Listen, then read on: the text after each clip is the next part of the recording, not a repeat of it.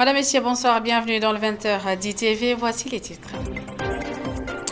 Le gouvernement suspend toutes les constructions et autres travaux sur les anciennes dépendances du domaine public maritime dans la région de Dakar pour une période de 2 mois. Le syndicat des travailleurs du secteur du bâtiment qualifie la situation de dramatique et craint un chômage technique des travailleurs du secteur.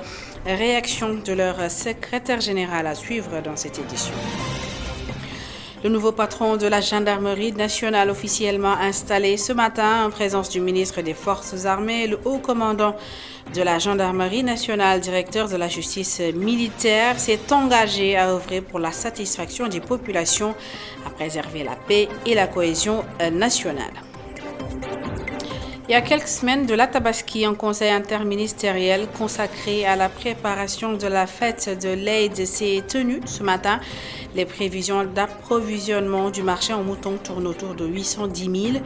Le Premier ministre qui a présidé le conseil a rappelé aux acteurs la nécessité d'atteindre l'autosuffisance en moutons. Et puis, comme tous les mardis, la rédaction vous propose la rubrique Réussir au Sénégal. Il nous amène cette semaine à la rencontre d'un volontaire de la route, Diop le maire, s'est donné comme mission de régler la circulation, travail non rémunéré qu'il allie avec son métier d'électricien.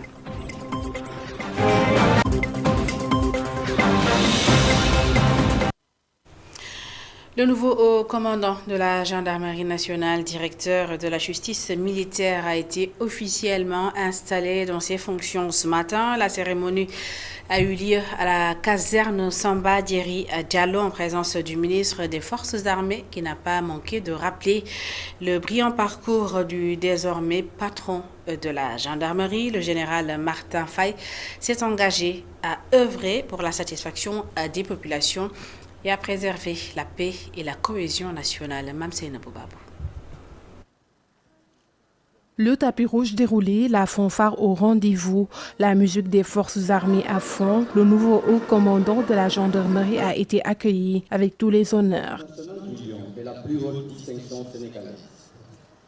Elle récompense les services rendus à la nation et les mérites éminents acquis dans les domaines. Le général Martin Faye, très heureux du choix du chef de l'État porté en sa personne, s'engage à répondre aux attentes de la population. Aujourd'hui, il s'agira pour moi d'inscrire en priorité la satisfaction des attentes des populations au cœur de l'action de la gendarmerie nationale et de garantir à la nation sénégalaise une sécurité et une défense qu'elle mérite. La gendarmerie s'engage à prêter une meilleure attention aux victimes et aux couches vulnérables en apportant des réponses adaptées et efficaces aux sollicitations des justiciables. Présent à la cérémonie, le ministre des Forces armées n'a pas manqué de tarir d'éloges au directeur de la justice militaire. Connaissant l'homme, il ne doute point de ses capacités à mener à bien sa mission. Le terrorisme, qui est une réelle menace à la paix et à la sécurité internationale, la criminalité transfrontalière et transnationale exacerbée par les trafics illicites de toutes sortes et la cybercriminalité, l'insécurité routière persistante, la recrudescence des agressions dans les grandes villes et particulièrement dans la capitale Dakar, le vol de bétail, la coupe de bois illicite et l'immigration irrégulière. Ces défis sécuritaires vont déterminer les choix stratégiques de la gendarmerie, assure leur nouveau patron. Les défis sécuritaires qui se posent à notre pays sont nombreux et complexes, mais surmontables. De même, la volatilité de la situation sécuritaire dans la sous-région est une grande source de préoccupation qui interpelle la gendarmerie. Ce sont ces défis de sécurité qui guideront les choix stratégiques de la gendarmerie nationale dans le présent et pour les prochaines années. Un changement d'approche et de paradigme s'impose pour la construction d'une gendarmerie performante et efficace. Le général Martin Faye décline son souhait de rétablir une relation de confiance entre la population et les éléments de défense et de sécurité.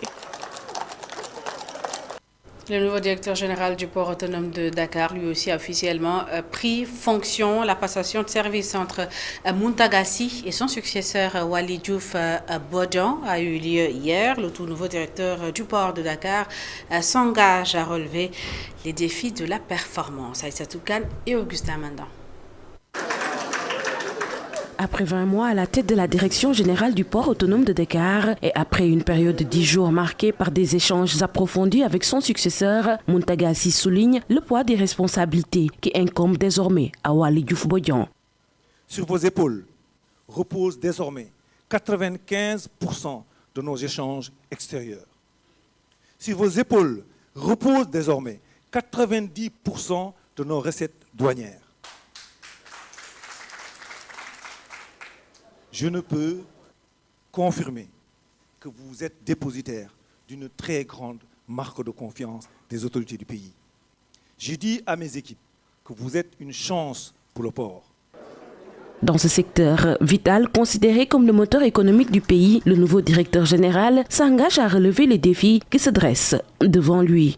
Ces défis, comme on dit, pour une structure comme le port, on ne peut les relever qu'avec une vision stratégique structurante, avec un personnel et des acteurs qui sont à la hauteur des enjeux. Je me tiens prêt à avoir avec vous une collaboration franche, juste et bénéfique pour tout le monde. C'est cette collaboration qui va conditionner la réussite, non pas de Waly Diouf Bodian, mais c'est la réussite de tous les acteurs portuaires. Et après tout cela, ce sera la réussite du pays. Nous sommes des patriotes. La passation de service a été une occasion pour l'ancien directeur général de transmettre un dossier, dit-il, impeccable à son successeur. En 2023, l'année qui est passée, nous avons terminé avec une valeur ajoutée de 50,51 milliards de francs CFA. Un chiffre d'affaires de 70,79 milliards de francs CFA. Nous avons fait un résultat d'exploitation de 10,38 milliards de francs CFA et un résultat net, excusez-moi du peu, de 13,93 milliards de francs CFA. Le port autonome de Dakar est une institution qui fonctionne et qui est saine financièrement. De fait, le nouveau directeur général du port autonome de Dakar laisse entendre que des changements pourraient être nécessaires pour mener à bien leur mission. Nous n'allons pas être là juste pour changer des choses. Rien ne changera juste pour changer, non. Retenez bien cela. Mais tout ce qui doit changer, changera.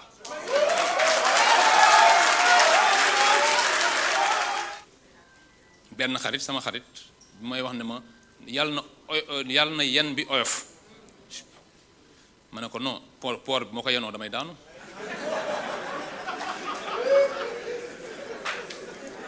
naruma koo yenu c'est-à-dire que ñun ñëpp ñoo ko yenandoo. Enfin, le nouveau directeur général du port autonome de Dakar a tendu la main aux syndicalistes, exprimant ainsi sa volonté de collaboration sincère avec l'ensemble du personnel.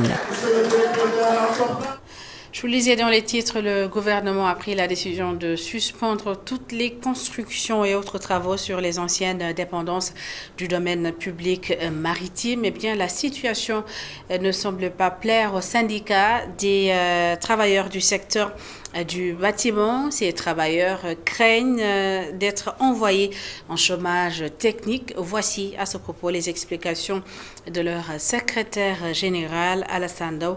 Il est joint par Khadija Diouf. Il y aura un manque à gagner, ça c'est évident. Parce que si l'ensemble de toutes ces constructions, il y a un certain nombre de salariés qui travaillent et tous ces gens-là seront mis en chômage technique, soit mis en arrêt. Cela veut dire que donc tous ces travailleurs-là n'ont plus à avoir de salaire d'ici 2 mois, des 2 mois de suspension. Je pense que c'est dramatique.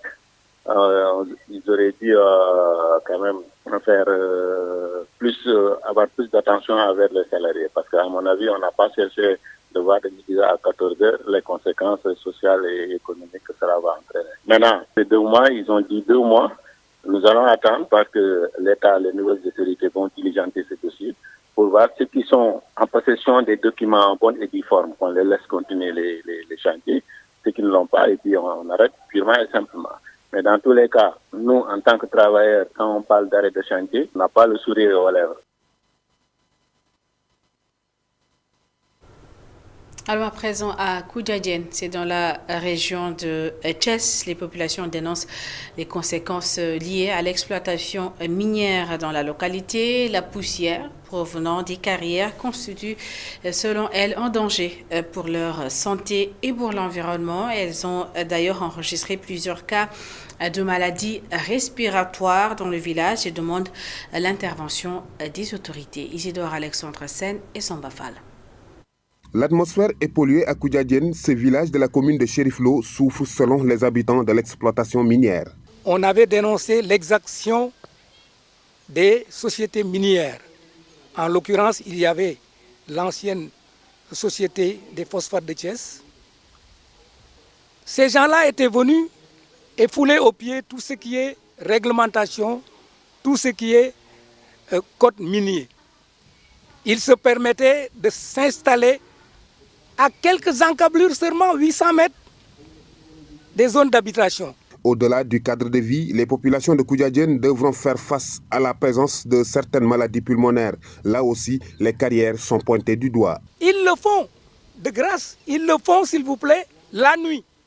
À partir de 21h, alors ils prennent ces blocs de pierre qu'ils cassent avec leurs... toute la nuit durant et ils font tout le boulot qu'il faut faire. Et toute la nuit, si vous sortez de chez vous pour aller pisser pour ceux-là qui n'ont pas de douche, de toilette intérieure, vous voyez le ciel couvert, comme si c'était vraiment un nuage pendant la saison des pluies. Tout le monde, même à l'église, à la mosquée, tout le monde est malade de ces maladies pulmonaires. Alors, Joseph Ndiolen et ses camarades demandent à l'autorité d'agir pour l'intérêt des citoyens. Les nouvelles autorités avaient promis qu'une fois au pouvoir, ils allaient réglementer le secteur en faisant respecter aux sociétés minières alors le code minier. Maintenant, on les attend. Et nous ne voulons pas aller dans la rue, crier, jeter des pierres ou barrer la circulation, parce qu'en tant que bons sérères et chrétiens, musulmans, nous sommes soudés, nous n'allons pas faire de bruit. Koudjadjen a aussi alerté sur un projet d'installation d'un dépôt d'ordures dans le village. Il y a quelques semaines de la fête de la Tabaski, le gouvernement a organisé un conseil interministériel consacré à la préparation de la fête. 810 000 moutons sont attendus pour approvisionner le marché sénégalais pour la fête. Et le Premier ministre qui a présidé ce conseil interministériel est revenu sur l'importance d'atteindre l'autosuffisance en moutons. Compte rendu de la rencontre avec Babacar Seck. Au-delà des 14 mesures prises pour un bon approvisionnement du marché en moutons, l'urgence est de créer les conditions pour l'atteinte de l'autosuffisance dans le secteur de l'élevage. Nous continuons à être extrêmement déficitaires, ce qui se ressent au niveau des marchés. C'est un constat qui interpelle tous les acteurs qui sont ici, les acteurs de l'élevage, puisque ce qui justifie ces hausses, c'est la rareté du bien. C'est l'insuffisance de l'offre par rapport à la demande. Et donc il y a une très grande marge qui nous interpelle tous, nous acteurs étatiques, et l'État fera ce qu'il a à faire, mais vous également, acteurs, producteurs en matière d'élevage. Le Premier ministre déplore un manque de vision politique et promet un changement dans le secteur de l'élevage. C'est d'autant plus inacceptable que le potentiel agropastoral de ce pays est immense. Monsieur le ministre de l'Agriculture, ce que nous vivons est le produit ou la résultante d'un manque de vision politique sur ces questions. Et c'est là où je veux insister pour dire que les choses vont changer. Quand on promet le changement, évidemment le terme changement est très... est à interprétation très variable. Souvent on vous dit quelqu'un qui est enrhumé le 10 mars 2024 et qui était enrhumé malheureusement le 10 mars 2023 va vous dire que rien n'a changé. Le système n'a pas changé. Si on vous refuse le micro, le système n'a pas changé. Mais je peux vous assurer que le système va changer et nous ne ferons pas de compromis sur ces questions. Le chef du gouvernement a appelé les institutions financières au renforcement des financements au profit des opérateurs qui sont tenus de veiller au remboursement. Et en attendant, la sécurité routière est un problème à régler. La route continue de faire des victimes. L'indiscipline des chauffeurs pointée du doigt, une situation que déplorent certains usagers. Ils estiment que l'État doit prendre des mesures sévères pour régler définitivement cette question. Le reportage est signé Fatimata Bintouba et Seleman Diallo. Le pire est toujours à craindre en empruntant les bus Tata. Samba Diallo est vendeur de chaussures non loin du marché Sam. Il déplore le mauvais comportement des chauffeurs qui sont le plus souvent à l'origine des accidents. Les chauffeurs doivent être beaucoup plus conscients de leurs responsabilités, car ils transportent des vies, de même que les motos tchak-tchak. Leur comportement sur la route est vraiment déplorable. Le jeune Adam Ning a maintenant peur du bus Tata avec la recrudescence alarmante du nombre d'accidents. Je n'ai jamais la conscience tranquille quand je prends un bus. Regardez ce qui s'est passé hier sur la VDN. Et si on ajoute l'état des bus qui manque carrément d'entretien.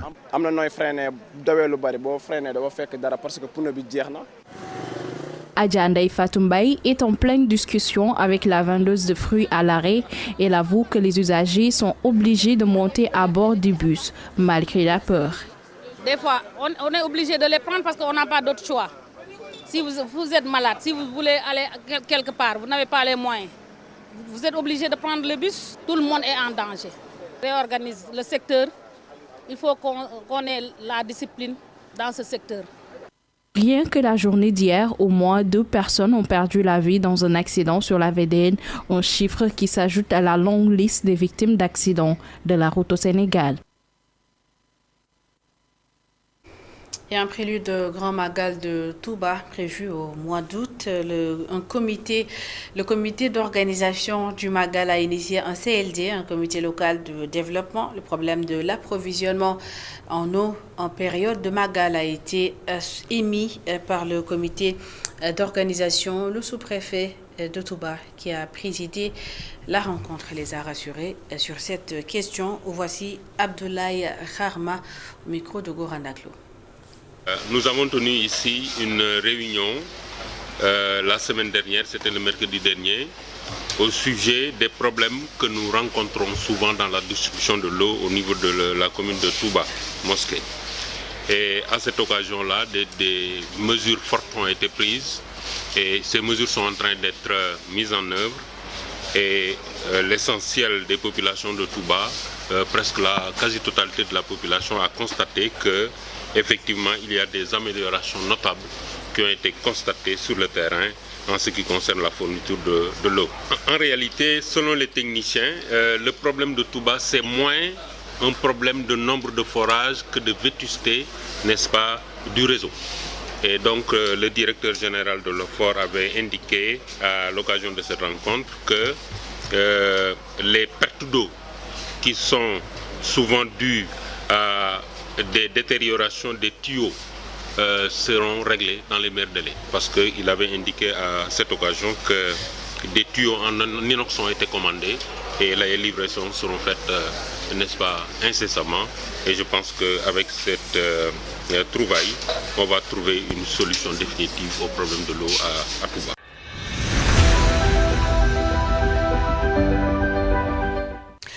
La 24e édition de la FIARA, la Foire internationale de l'agriculture et des ressources animales, s'est ouverte hier au CICES. La cérémonie a été présidée par le ministre de l'Agriculture, de la Souveraineté alimentaire et de l'élevage. Le défi de la sécurité alimentaire face au changement climatique est le thème retenu pour cette édition qui accueille 1024 exposants selon le directeur général de la FIARA, Papa Abdoufal, que je vous propose d'écouter au micro de Seleman Diallo.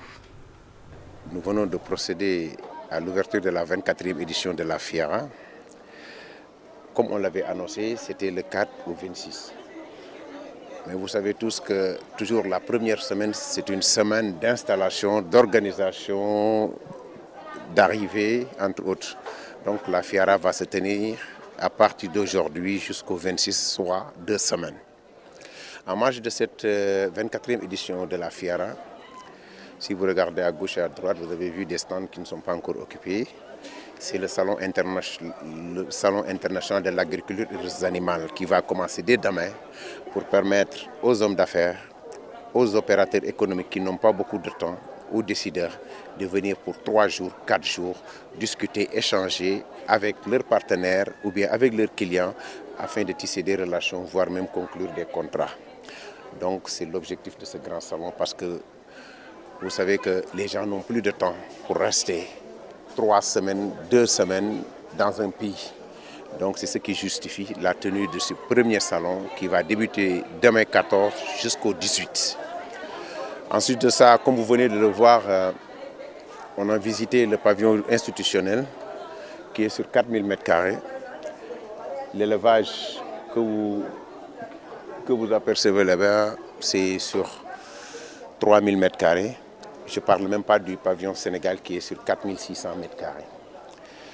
Ce qui veut dire que nous assistons à un volume de participants qui est énorme. Donc on est sur 1024 exposants à des degrés divers allant du producteur, transformateur, entre autres jusqu'au consommateur.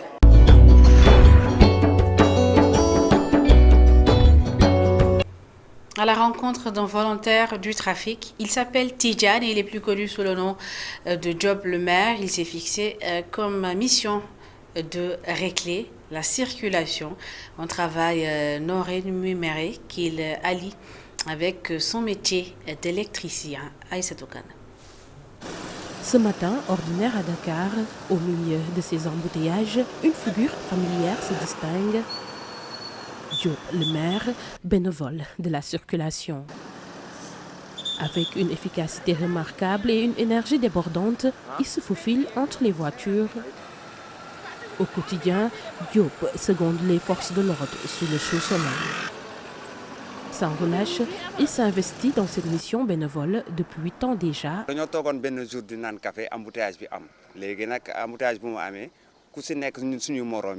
Un jour, alors que j'étais avec mes amis autour d'un café, nous avons été confrontés à un embouteillage monstre. Bien que nous étions 7, chacun essayant de prendre en charge la situation à sa manière. Mes amis ont rapidement convenu que c'était à moi de gérer la circulation. Depuis ce jour, c'est moi qui règle la circulation.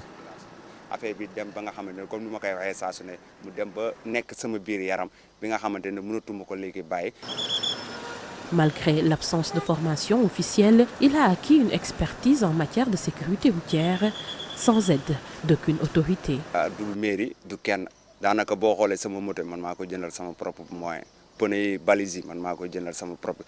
Ni la mairie, ni aucune autorité ne me rémunère pour mon travail. J'ai acheté ma propre moto ainsi que les équipements nécessaires avec mes propres moyens. Pourtant, les autorités me connaissent bien et je dispose d'une attestation de bénévolat de circulation délivrée par leur service.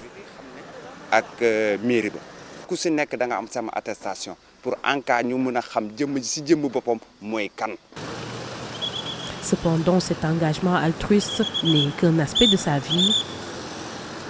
Tidjane est aussi électricien de formation, avec plus de 20 ans d'expertise dans ce métier. Ce bâtiment est un de ses chantiers réguliers.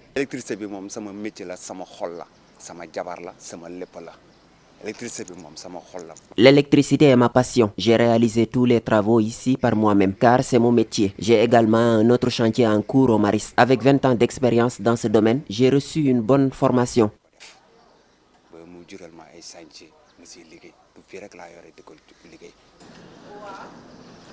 Ce travail lui permet de subvenir à ses besoins quotidiens.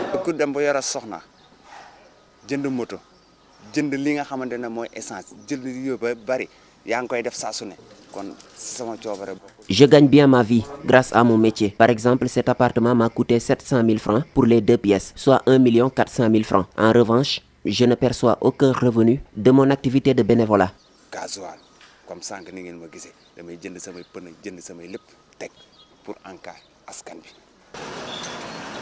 Pourtant, concilier bénévolat et travail professionnel n'est pas une tâche facile. Non, maintenant.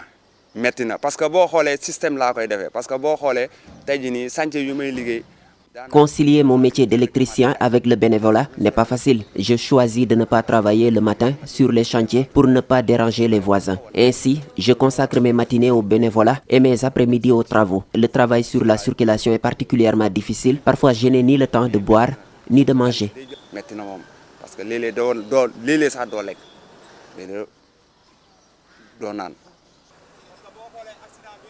C'est pourquoi il tend la main aux autorités dans l'espoir d'une reconnaissance et d'un soutien.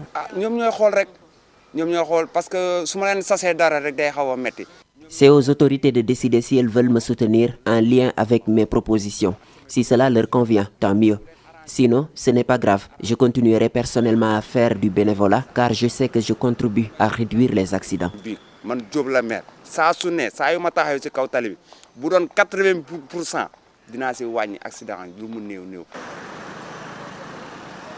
En dépit des défis et des sacrifices, le dévouement de Diop le maire a amélioré la vie quotidienne de la communauté, que ce soit sur les routes encombrées de Dakar ou sur les chantiers de construction. C'est un bel exemple que réussir au Sénégal est bien possible.